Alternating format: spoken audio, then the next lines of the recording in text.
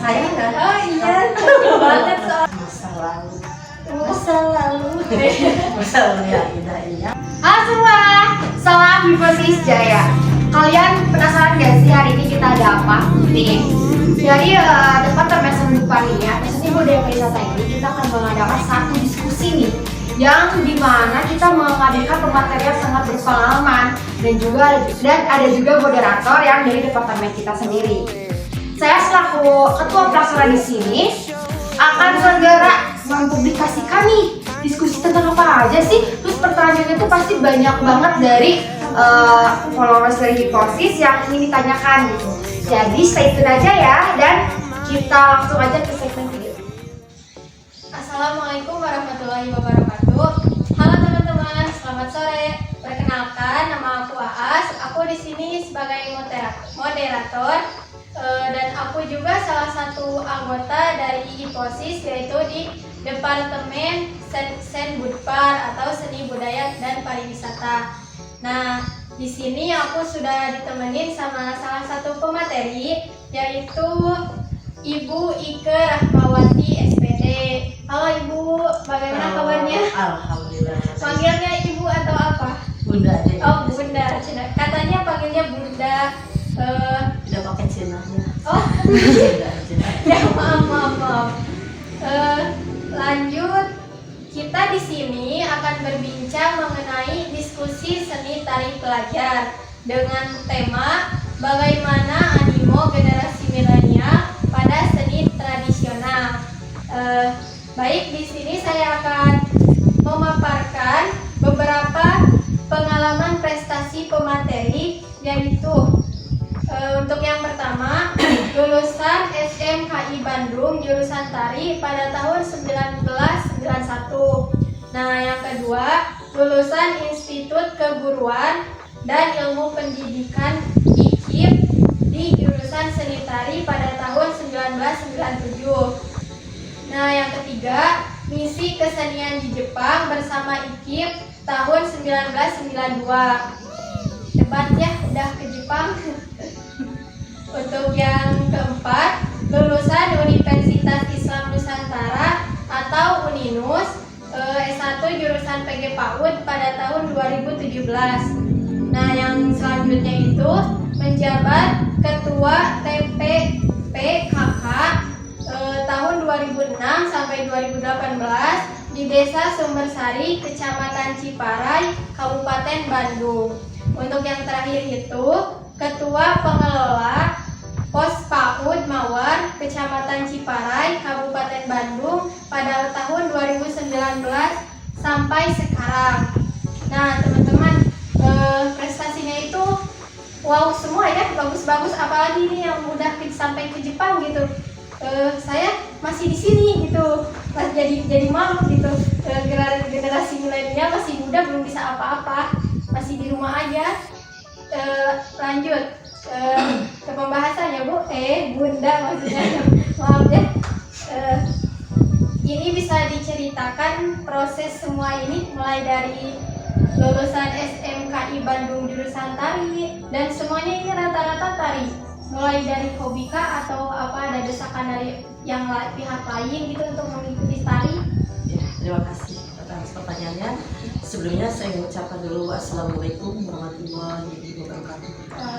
Semuanya para generasi muda yang saat ini sedang menyaksikan acara dari program kegiatan Hiposis Kabupaten Bandung. Saya berterima kasih sekali, merasa begitu sepertinya bangga gitu ya, menjadi pemateri. Walaupun sebetulnya saya belum layak menjadi pemateri. Udah layak banget. Tapi kita saling mendukung program Hiposis Kabupaten Bandung ya, demi kemajuan program, khususnya program yang di bidang seni budaya pariwisata. Iya. Kita akan berangkat, kenapa ngambil jurusan tari gitu loh ya, kenapa nggak jurusan teknik gitu. Nah, terus seni tari gitu ya. Ya, mungkin memang dari awal kita berangkat dari bakat tuh ya. Dari kecil memang Bunda tuh senang ke dunia seni, khususnya seni musik dulu tuh. Seni musik itu sering nyanyi-nyanyi dari kecil, dari SD tuh sering nyanyi-nyanyi, kita sering manggung gitu. Nah, kalau tari itu memang sifatnya otodidak. Bunda sering tampil ya, sama seperti sekarang Agustusan gitu ya tidak ada yang latih dulu, nggak seperti sekarang sanggar banyak. Jadi natural. Zaman tahun 70-an belum ada gitu ya yang sama-sama. Tapi kita sering mendengar dari musik yang ada di kaset yang zaman dulu itu, tempo dulu kan itu ya tinggal musik, cuman ada support dari seorang ibu di belakang. Ayo senang gitu kalau anaknya senang ke seni gitu ya, jadi tampil. Kemudian di SMP sering ikut juga itu ada suatu apa ya semacam program biar keterampilan bebas di situ, pelajaran ada itu ya. Nah, masuk ke jurusan seni musik, nah di situ Bunda terjun tari, ada drama juga, ikutan drama gitu. Terus nyanyi, itu nyanyi jelas udah dari awal memang kita nyanyi gitu. Kemudian dengan dasar tersebut Bunda mendengar tentang sekolah menengah karawitan, sekolah karawitan kokar gitu ya. Ayah bertekad pokoknya cita-cita aku pengen sekolah tuh ke sekolah karawitan di Bandung gitu ya, dengan bekal yang memang yang dimiliki seadanya gitu. Kalau ketika ikutan tes gitu, yang lain itu mereka sudah ikutan sanggar. Kalau di Bandung kan banyak sanggar. Kebetulan Bunda kan berasal dari Pamanukan, Kota Subang gitu, jadi nggak ada sanggar yang seperti itu, nggak ada khusus untuk kesenian yang disebutkan kata seni tradisional gitu ya. Kemudian ikut ya pendidikan di SMK Bandung selama 4 tahun, zaman 4 tahun khusus seni tari. Makanya ya alhamdulillah kemudian masuk ke IKIP jalur PMDK gitu ya. Jadi ikutan tes dulu itu jalur PMDK khusus. Masuk. Bisa dijelaskan jalur PMDK itu? Semacam penelusuran bakat dan minat ya, yang berprestasi gitu. Kalau sekarang tuh bisa jalur rapot apa gitu ya, gitu. Kayak SNMPTN gitu ya? Ya, semacam gitu. Jadi kita langsung ada beberapa siswa yang berprestasi itu langsung disalurkan, diterima di IKIP Bandung. Kemudian dari misi kesenian yang itu, yang ke Jepang itu, nah, kita salah satunya dari satu angkatan tuh kita terpilih juga dengan rekan Bu Eli Lelasari. Sekarang beliau menjabat sebagai wakil kepala sekolah di SMK Bandung, SMKN sekarang 10 ya, SMKN 10 ya, sama Bu Eli itu ikutan misi kesenian ke Jepang. Itu pengalaman yang sangat berharga sekali, dimana pada waktu itu kita mengenalkan seni budaya yang dimiliki Indonesia, khususnya Jawa Barat. Jawa Barat itu kan ini mendengarkan budaya Jawa Barat. Nah di sana juga kita bertemu dengan yang dari daerah Jawa Timur. Ada di provinsi Jawa lain. Barat doang Juga di situ. Kita bertemu dengan provinsi lain juga. Kita khusus membawa misi kesenian yang berasal dari daerah Jawa Barat. Jadi ya kita menari, kita ke daerah Osaka Jepang. Kita menari berpindah-pindah tempat di beberapa kota. Kalau di sini kita kabupaten lah gitu, seperti itu ya. Nah, kemudian ya kembali ke rutinitas ya, karena kita lulusan IKIP Bandung otomatis arahnya menjadi guru gitu ya. Honor biasa di sekolah SMP. Nah, kebetulan saya ada sejarah menjadi ketua tim penggerak PKK Desa Sumbersari Menjadi, karena waktu itu suami menjadi kepala desa di Desa Sumbersari. Selama menjadi ketua tim penggerak PKK Desa Sumbersari, eksistensi Bunda sebagai ya penggiat seni lah itu tidak akan pernah lupa, tidak akan pernah luntur. Jadi keahlian yang dimiliki di bidang seni tari itu saya terapkan juga di kegiatan PKK gitu. Karena PKK itu tidak hanya melulu urusan rumah gitu. Ada 10 program pokok PKK di situ ya. Nah, ada beberapa kegiatan seperti misalnya ada event-event tertentu. Pernah kita menampilkan perwakilan Kecamatan Ciparai pada HUT hari Kesatuan Gerak PKK. Kita menampilkan upacara adat Sunda. Bunda yang melatih di situ. Yang menampilnya tuh semuanya ibu-ibu lurah. Semuanya gitu. Yang jadi penggawa laki-laki ibu lurah. Se-Kabupaten Bandung gitu? Ya, kebetulan yang ditunjuk Kecamatan Ciparai. Itu misi ya. Jadi, Yeah. nah kebetulan Ibu Camat menugaskan saya untuk melatih gitu. Keterlibatan semuanya tuh ibu lurah di situ. Gitu, ya.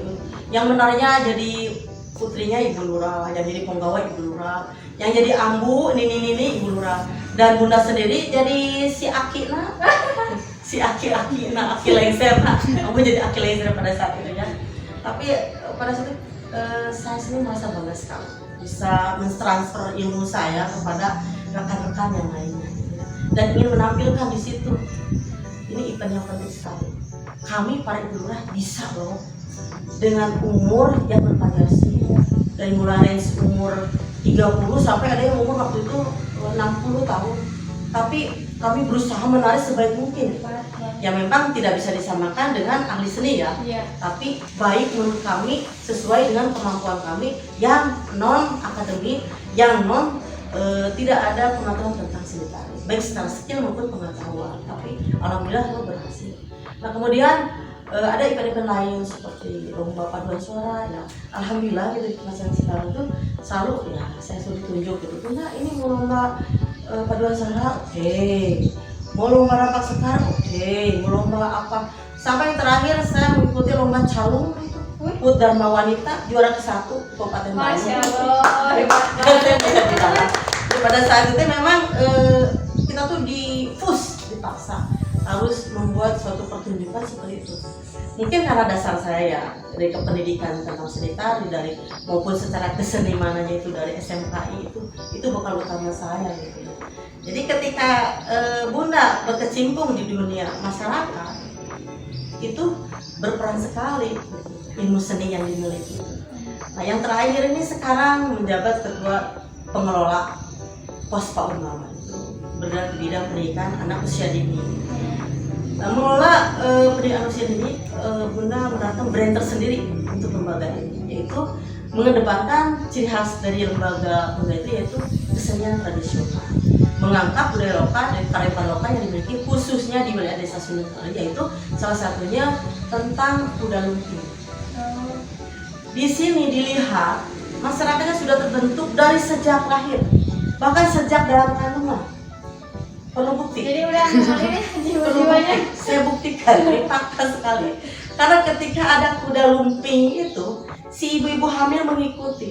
Secara tidak langsung musiknya itu otomatis akan terekam itu sama si anak itu. Jadi hafal dari mulai. Kemudian ketika lahir umur sebulan 2 bulan, itu saya lihat juga, saya perhatikan tuh di bawah ini nonton kuda lumping. Padahal anak belum tentu ngerti, tapi karena seringnya mendengar musik kuda lumping tersebut gitu ya. Ketika masuk ke PAUD kelihatan, walaupun nggak dilatih, ketika saya stimulus dengan musik kuda lumping, ngegerebek baru masuk ngantuk tuh langsung secara spontanis mereka bisa menari. Karena dari kecil melihat gerakan para penari kuda lumping, ada itu terserap dari mereka. Nah ketika di PAUD diberikan pola sisingaan. Sisingaan itu sendiri sumbernya dari Subang, karena awalnya Subang. Tapi kita bawa sekarang banyak di semua hal. Kayaknya udah menyebar lah. Udah menyebar sisingaan gitu. Kalau di sini menyebutnya kuda lumping. Salah satunya setiap pentas seni itu kesenian kuda lumping selalu dipentaskan. Dan memang anak-anak sangat tertarik sekali. Selain kuda lumping, saya melatih juga jaipongan pada anak-anak jaipongan sesuai dengan kemampuan yang dimiliki oleh anak usia dini. Dan nggak bisa disamakan polanya dengan orang dewasa, nggak bisa gitu ya. Kemudian ada kesenian lain juga. Nah untuk tahun ini saya mengenalkan tari Bali modern pada anak usia dini. Kalau kan semuanya rata-rata di bidang seni tari ya. Kalau semisal punya kemampuan di bidang silat gitu. Nah itu silat memang ada, silat juga ada ya. Karena waktu di SMKI di IKIP kita dipelajari juga silat. Itu karena salah satu mata pelajaran dan mata kuliah yang harus kita lampaui gitu ya. Nah harus kita kuasai juga gitu. Nah itu di sini juga kita suka mengajarkan Pancasila juga ke anak-anak juga. Jadi itu include di dalamnya gitu. Kalau kita di sekolah seni tari itu ada seni tradisionalnya, di antaranya yaitu ada seni klasik, ada tari rakyat, ada tari klasik, tari rakyat. Nah itu Pancasila salah satunya juga itu di situ, ada tari wayang di situ. Semuanya kita pelajari khusus semuanya seni tradisional. Kebetulan banget ya, aku juga pesilat. Waduh. Jadi pas tadi Bunda ngomongin kuda lumping, wah klop banget. Aku juga pernah main itu. Dia pengen silat sekarang? Enggak, aku sama senior waktu. Jadi salah satu aku masuk hiposis, masuknya ke seni budaya itu ya. Dasar itu. Iya, dasar itunya, seni budayanya sama silatnya. Aku juga silat itu dari kelas 3 SD sampai sekarang. Tapi belum bisa kayak Bunda gitu, udah kemana-mana. Aku baru bisa kemana-mana maksudnya kemana, ke pasar? Iya, udah ke Jepang gitu. Aku baru nyampe kabupaten.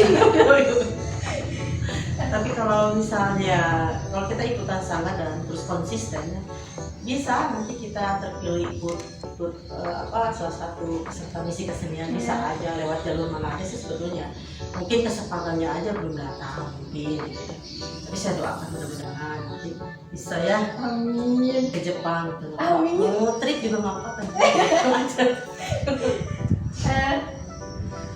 Oke, lanjut. Kan masih bicara yang misi kesenian di Jepang ya Bunda ya. Di Jepang itu Bunda berapa tahun atau bulan atau gimana? 1 bulan. Cuma 1 Cuma bulan. 1 bulan aja.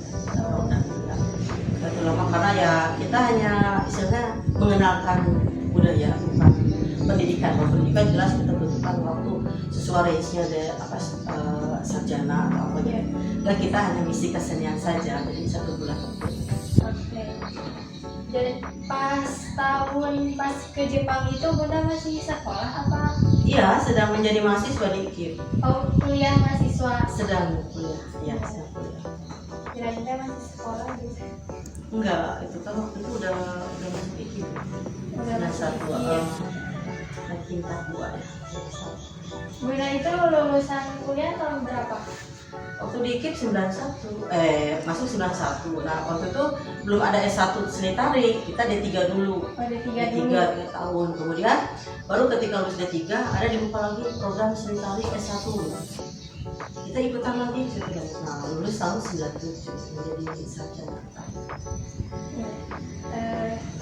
Oke, boleh lanjut. Ini ada beberapa pertanyaan dari teman-teman follower Hiposis yang mungkin penasaran yang ingin menanyakan tentang seni tari tradisional.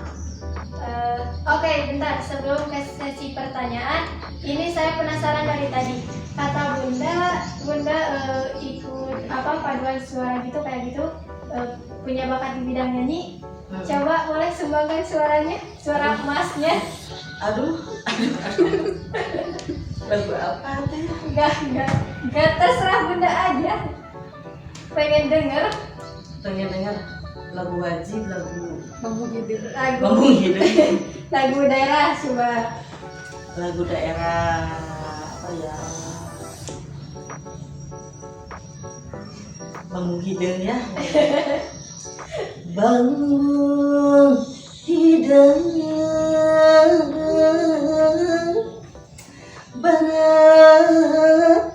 barat tinggi diri dan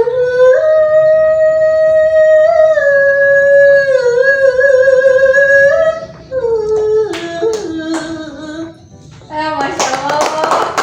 lahang di canda kesuka kali situ pinu balong jero bebende sahabat pandu bangga sang raja gandu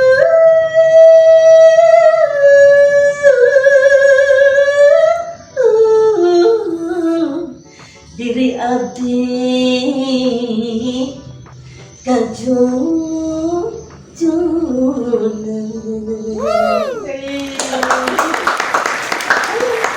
malu aku mah bukan sinden Tapi suaranya udah lebih dari sinden, pokoknya mah mantap. sinden beken ya. Oke, ini saking terpukaunya ya sama prestasi-prestasi beliau gitu, jadi lupa tadi mau baca pertanyaan. Mending lupa aja bisa pertanyaan. Ini ada yang penasaran gitu. Oh boleh. Oke,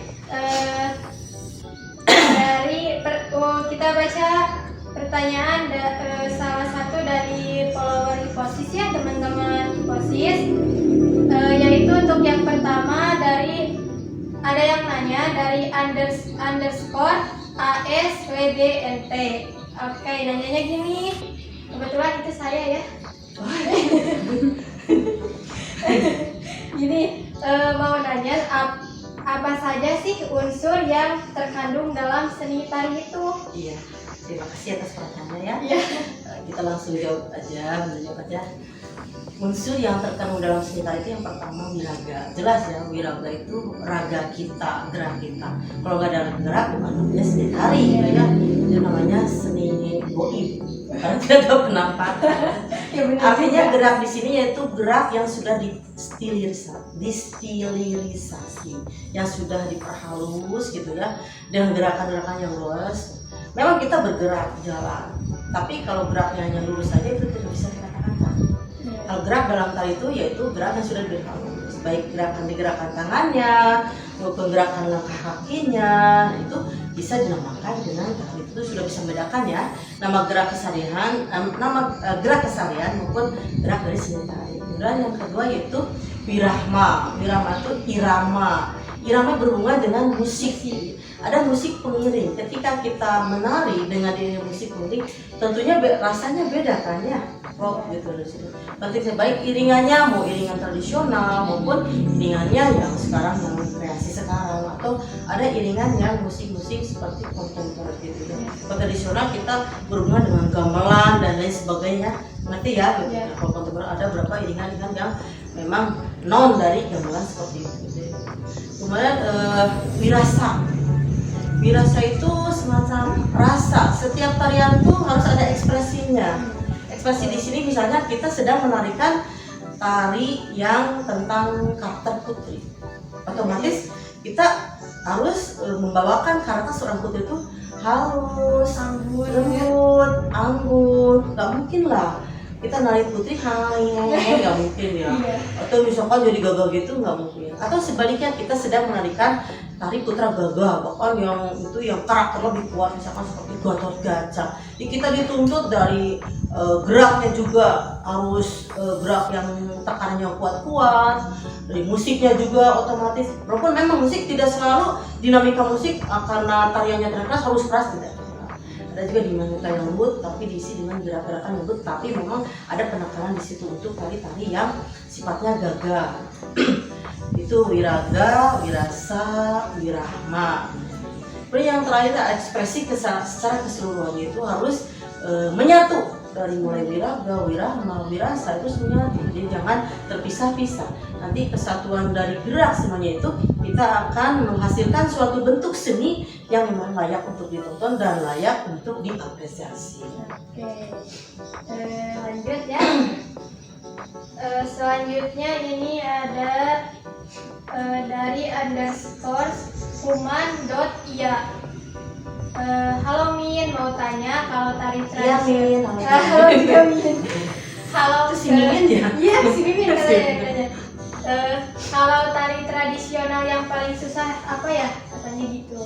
Nah ya, kalau berbicara tari tradisional yang susah itu apa ya? Kalau kita tidak mempelajari secara benar, mungkin akan agak susah ya. Menurut saya, tari bisa dikatakan susah, bisa dikatakan mudah. Tergantung bagaimana cara kita untuk mempelajari, bagaimana teknik kita juga untuk mempelajarinya juga. Jadi ada teknik-teknik tersendiri kita untuk mempelajari tari. Untuk mempelajari tari tersendiri, kita harus punya dasar dulu. Berdasarkan pengalaman saya ketika bersekolah SMK, kita tidak langsung diajarkan tari, tapi pertama kita akan diberikan dulu tentang dasar-dasar dari tari. Selain itu kita akan diberikan juga bekal tentang olah tubuh. Olah tubuh di sini yaitu berfungsi salah satu untuk kekuatan dari kekuatan gerak-gerak tari kita, dan juga mengenalkan beberapa gerak tari yang harus dikuasai misalnya di situ dari olah tubuh tersebut. Itu olah tubuh itu apa ya, kayak semacam seperti olahraga itu senam juga, untuk ketahanan tubuh juga. Pemanasan gitu enggak? Bukan, maksudnya ketahanan. Jadi penari itu memang harus punya ketahanan tubuh gitu. Ya kalau itu bahasanya bisa pemanasan, tapi bukan pemanasan. Jadi itu memang salah satu dasar fondasi yang harus dimiliki gitu. Terus berikut nanti yang pertama ya dia harus punya ketahanan tubuh dulu gitu. Nggak bisa, kalau nggak bisa, nah kita dilatih terus itu ketahanan tubuh kita.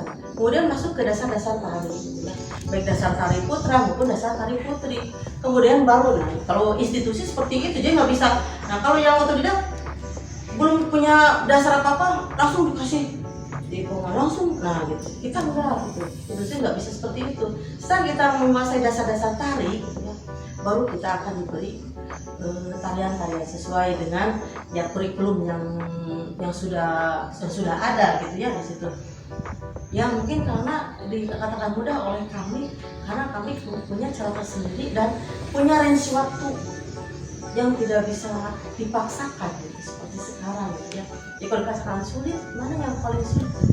Mungkin kalau pertanyaannya begini, sulit mana mempelajari kesenian tradisional dengan kesenian modern yang sekarang? Mungkin, tapi kan ini pertanyaannya terlalu luas gitu ya. Jadi paling sulit mana kesenian tradisional yang dipelajari gitu ya. Jadi saya katakan lagi, bisa dikatakan sulit, bisa dikatakan mudah. Tergantung bagaimana cara kita mempelajari, bagaimana teknik kita mempelajari, dan berapa lama waktu kita mempelajari tradisional itu sendiri. Oke. Lanjut ke pertanyaan yang ketiga. Oke, boleh diceritakan sejarah tari itu boleh? Sejarah tarinya, dari sejarah saya. Ya, sejarah tarinya. Kalau berbicara sejarah tari itu ya mungkin berarti kita harus mundur ke tahun ke-belakang ya. Kita berangkat dari mulai zaman primitif. Ternyata zaman dulu sudah ada tari. Cuman fungsinya untuk apa tari itu bersifat tari yang pemujaan, bersifat magis dan sakral di situ ya. Karena pada waktu belum ada agama ya. Itu ateisnya masih menyembah benda-benda kan gitu. Itu mereka lewat tarian-tarian pemujaan di situ. Pemujaan. Kemudian mulai masuk zaman Hindu-Buddha.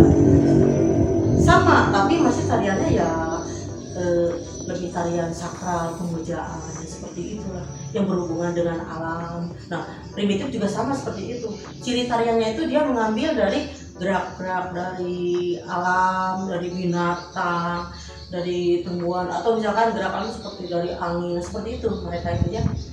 Masuk lagi zaman Islam, jadi itu semakin bertambahnya waktu semakin berkembang kesenian tersebut. Kita langsung melangkah ke zaman feodal, zaman penjajahan. Di situ tari tetap berkembang, cuman tidak lagi hanya sebagai pemujaan sendiri. Nah, pada zaman feodalisme itu lahir ada yang namanya tari yang lahir di kalangan rakyat gelap gitu ya. Itu namanya tari rakyat, di situ ya hadir. Tari rakyat itu sendiri dia gerakannya bebas, tidak ada aturan atau pakem-pakem yang harus diikuti. Sesuai dengan kebebasan mereka dan lebih mengarah kepada pergaulan, tari pergaulan gitu ya. Suka-suka gitu seperti itu ya. Tari rakyat. Ada berapa jenis tari rakyat yang berkembang pada masa ini itu. Nah, sisinga itu termasuk tari rakyat juga. Pencaksilat juga itu masuk pada tari rakyat juga di situ. Sisinga itu melambangkan semacam apa ya? Perlawanan terhadap penjajahan Belanda. Cuman diejawantahkan dalam bentuk kesenian sisingaan seperti itu. Nah, selain tari rakyat tentunya itu konteksnya masuk pada seni tradisi alur tradisi itu ya, alur tradisi. Kemudian ada juga tari klasik ini berkembang di kalangan bangsawan. Kalau dulu kan penjajah tuh ada kalangan laki-laki, ada kalangan bangsawan gitu ya. Itu ada tari klasik, dari situ berkembang tari Taliban, sama sih seperti pergaulan sama ini. Kemudian sekarang dikenal tari Persis gitu. Kalau waktu Belanda itu ada tari Persis. Nah, tari di kalangan bangsawan ini dia mempunyai aturan-aturan yang ketat. Ada pagu-pagu yang harus diikuti, yang tidak boleh dilabrak istilahnya. Karena mereka masih manut di situ, kaum bangsawan itu harus mengikuti perintah rajanya. Kok kata raja A, B, B. Ini tari seperti alur dari pertama misalnya dari disembah, kemudian ke gerak ini, seperti itu alurnya. Selain tari yang berkembang di kalangan bangsawan, ada juga yang waktu tadi menyebutkan ada peradaban Islam masuk. Waktu peradaban Islam masuk ke daerah ke Indonesia itu ya, diperkenalkanlah wayang. Itu yang Wali Songo itu kan ya lewat wayang. Tujuannya untuk menyebarkan agama Islam. Nah, sama juga di sini untuk dengan misi yang sama punya agama Islam. Nah, dari tokoh wayang itu sendiri dibuatlah menjadi tari wayang. Nah, itu dibuatlah menjadi tari wayang. Nah, itu sampai sekarang tari-tari tersebut dari tari rakyat, tari klasik, tari itu masih ada, tidak punah, jangan salah, tidak punah karena kita masih punya institusi perguruan tinggi maupun sekolah menengah kejuruan. Jadi tetap ada yang melestarikan ya? Ada. Itu lebih fokus kepada penggiat seni yang bukan umum ya, bukan penggiat umum. Kita fokuskan dulu gitu. Jadi, ternyata masih ada yang bertugas untuk melestarikan kesenian tradisional khususnya di Jawa Barat ini. Nah, kemudian setelah itu mengenai jaipongan ya.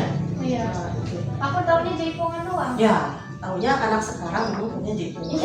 Saya juga dulu taunya jaipongan. Taunya ada tari raya, tari klasik, dan riwayat tersebut ketika setelah kita masuk pada sekolah menengah kesenian, baru tahu di situ dibuka sejarahnya seperti itu. Nah itu kemudian lahirlah. Nah itu jaipong sendiri punya genre tersendiri itu, gitu ya. Genre. Jadi dia karena sudah tidak lagi menganut kemana, cuman dia sumber geraknya itu jaipongan itu yaitu dari tari rakyat. Kemudian tari itu ketuk tiluan gitu ya, sama pencasilat itu. Tari jaipongan itu sumber geraknya itu dari tari rakyat ketuk tiluan dengan pencasilat gitu ya. Kemudian berkembang lagi ada tari kreasi ya, itu nanti saya mengenai tentang Pancasila Sumantri, ada tari Sekar Putri, ada tari Kandagan, ada tari dan lain sebagainya, tari Merak, itu tari kreasi, itu perkembangan dari tradisi juga itu sebetulnya dari kalangan bangsawan mau dikembangkan. Ada satu lagi, nah di lain Cirebon itu berkembang lagi tentang tari topeng Cirebon, yang Cirebon itu ya awalnya. Kemudian mereka tuh bebaran itu namanya tuh ngamen, sehingga menyebar ke daerah Pasundan. Nah di Pasundan sendiri akhirnya memiliki tari topeng juga dikembangkan oleh Pancasila Sumantri dan lain sebagainya.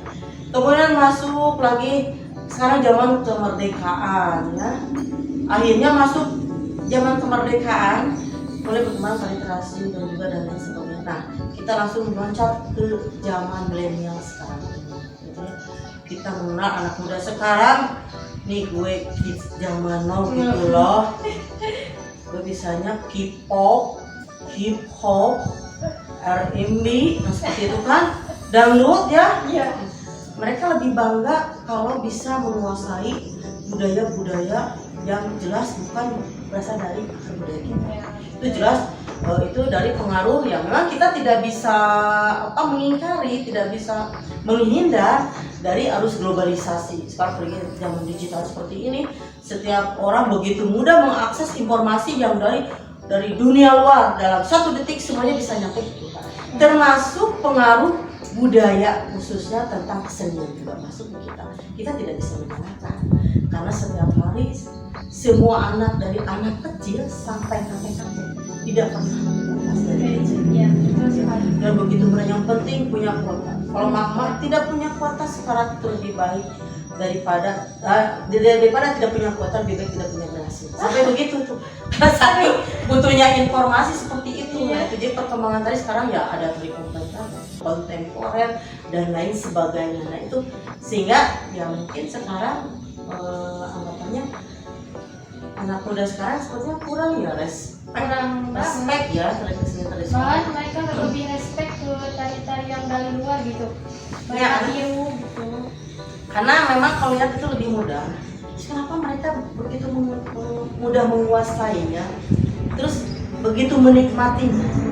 Kan mungkin lebih bebas, lebih modern, dan mungkin merasa kalau misalkan aku bisa menguasai itu, ini aku anak zaman sekarang yang modern itu, yang maju, yang gak ketinggalan seperti itu. Mungkin seperti itu.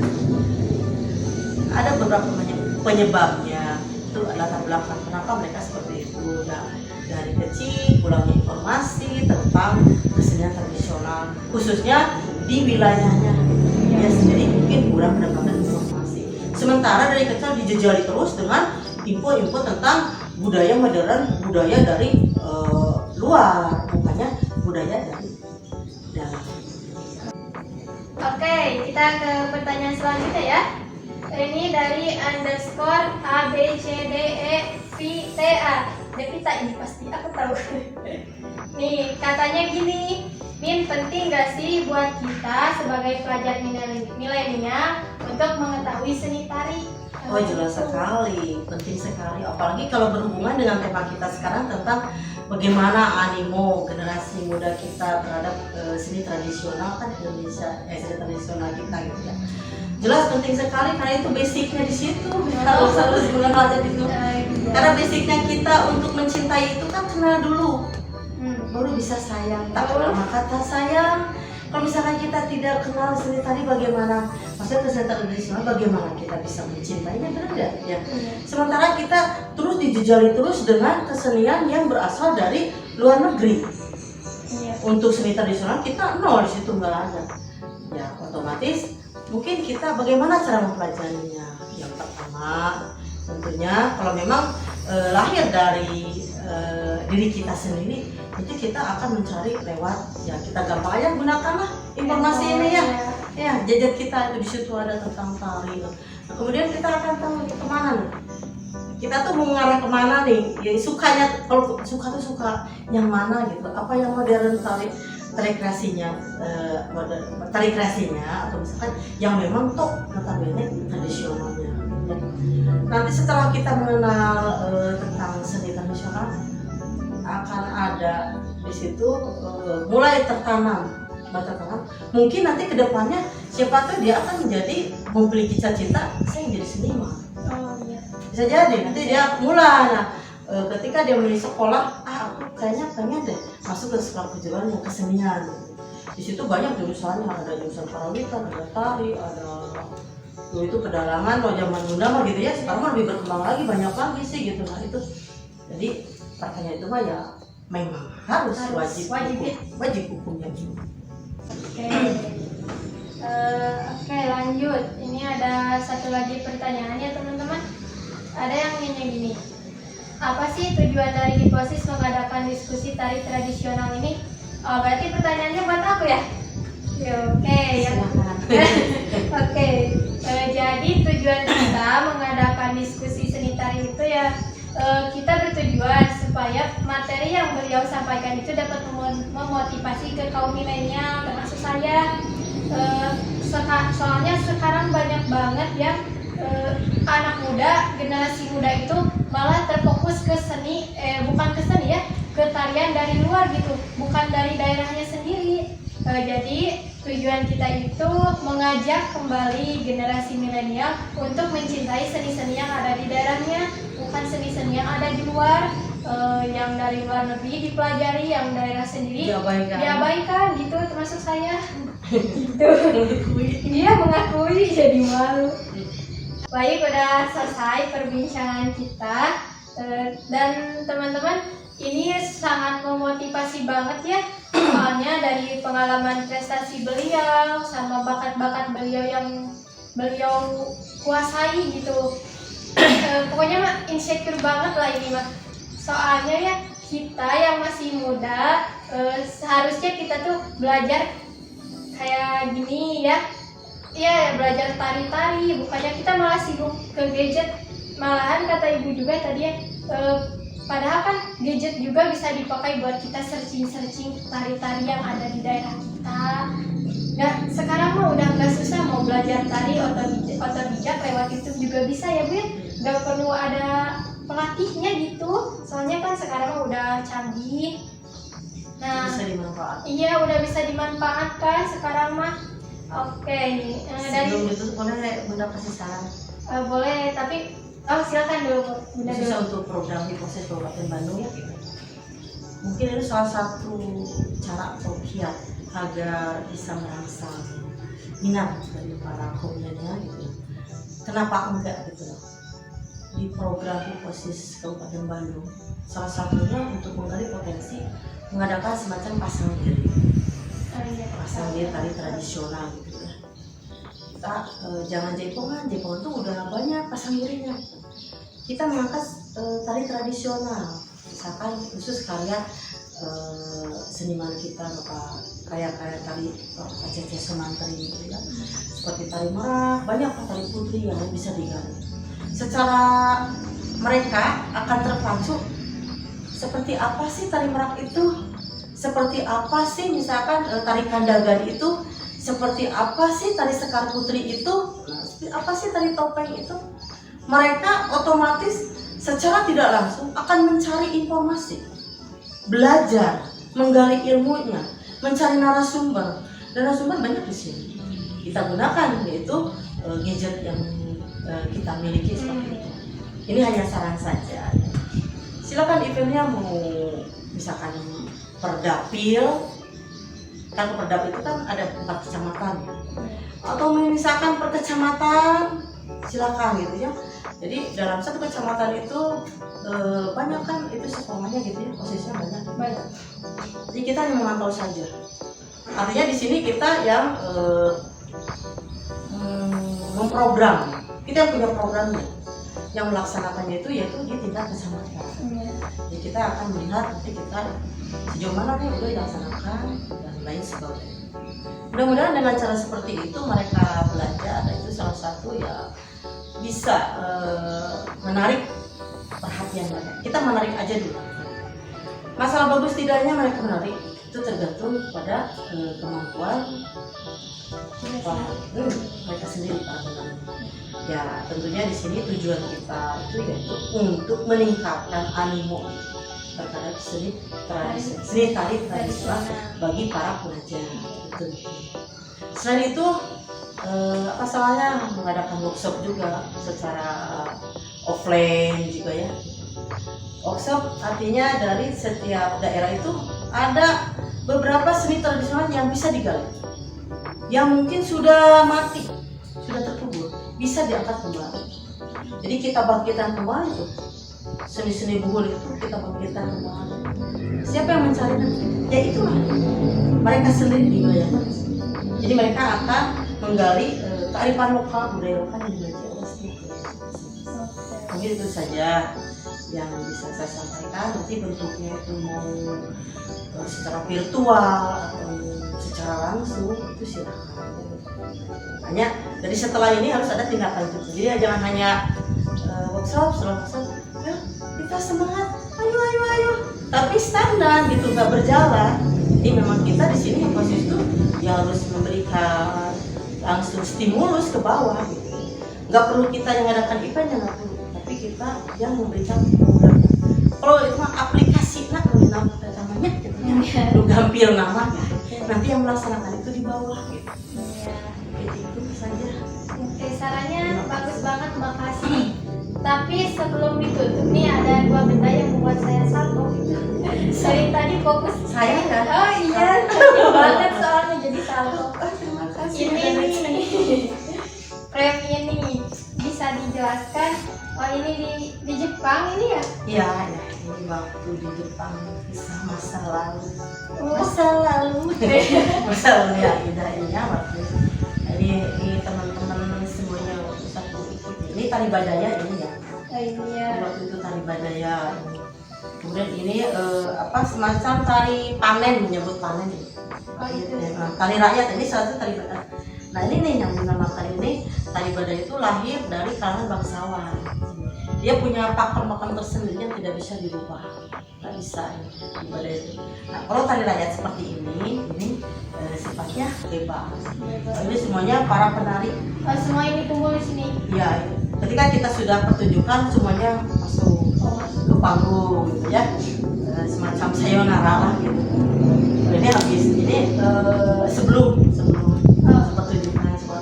Jadi yang kan kita tuh homestay ya, di sana tuh tidak di hotel, homestay. Jadi kita dititipkan di rumah-rumah. Jadi otomatis kita harus bisa berkomunikasi sebisa mungkin, itu mau pakai bahasa isyarat, mau pakai bahasa Jepang, bahasa Inggris, tapi lebih mengandalkan bahasa Jepang sama bahasa Inggris gitu ya. Nah kalau yang bisa bahasa Inggris, kadang kita bahasa Jepang juga sambil pepatah gitu ya. Kalau misalkan watashi tabimasu makan oishi.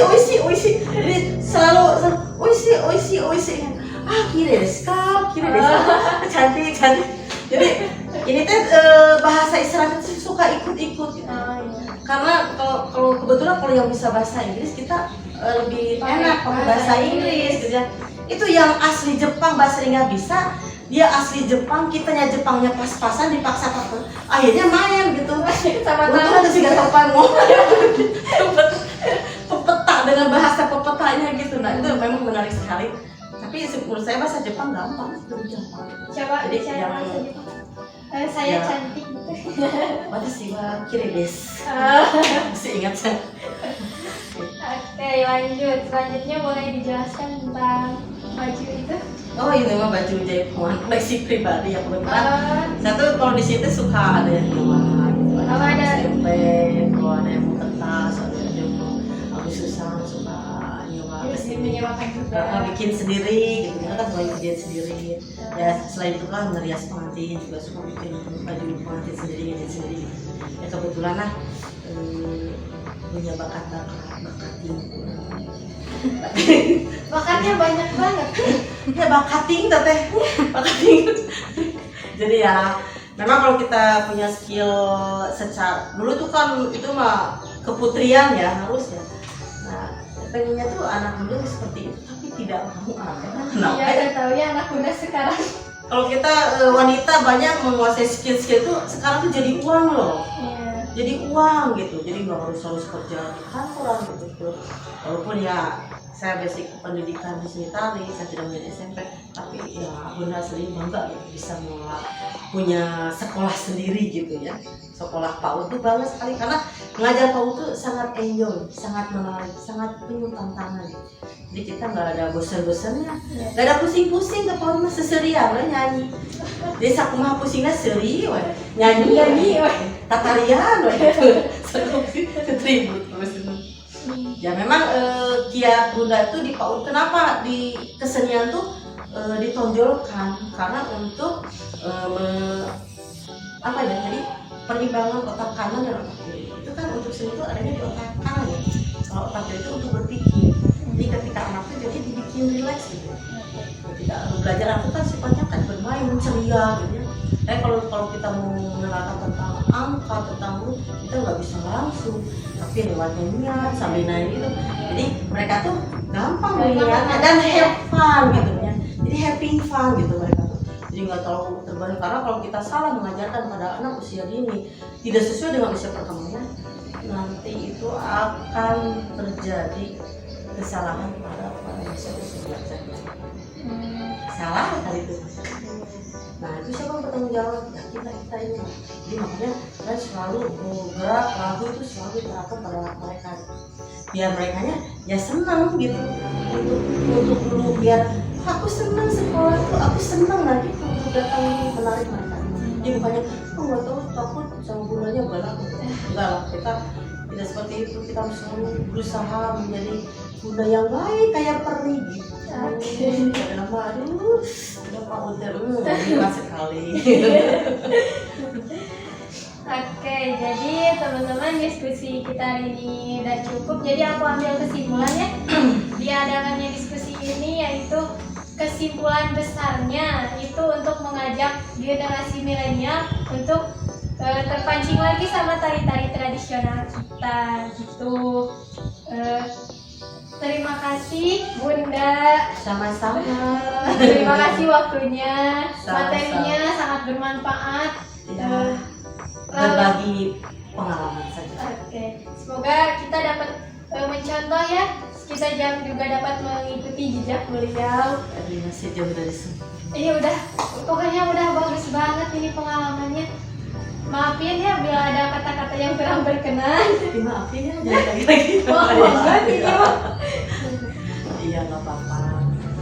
Oke teman-teman, sahabat Hiposis, sampai di sini perbincangan kita sore ini. Mohon maaf bila ada banyak kekurangan. Sekian dari saya.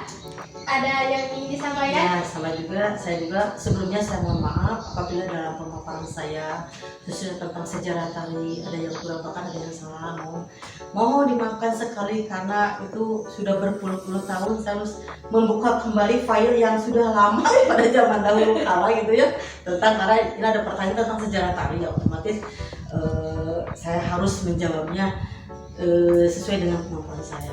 Itu saja barangkali, dan saya tidak lupa mohon maaf apabila ada perkataan dan sikap saya selama berdiskusi ini kurang berkenan atau ya kurang pantas, kurang sopan dilihat oleh semua para netizen gitu ya, para generasi milenial gitu ya. Saya mohon maaf sekali. Saya tetap memberikan support pada semua. Ayo kita semua jangan terlalu fokus kepada budaya luar saja. Kita mulai dari sekarang, kita mulai melirik kebudayaan kita milik kita sendiri. Buat diri kita bangga. I'm proud of traditional dance. Tradisional Sunda ya. I'm Indonesia. Nah gitu di situ. Tolong perlihatkan jati diri kita sebagai seorang Indonesianya itu, yaitu dengan mencintai budaya lokal. Berapa itu yang bisa saya sampaikan. Terima kasih atas kesempatannya pada sore kali ini.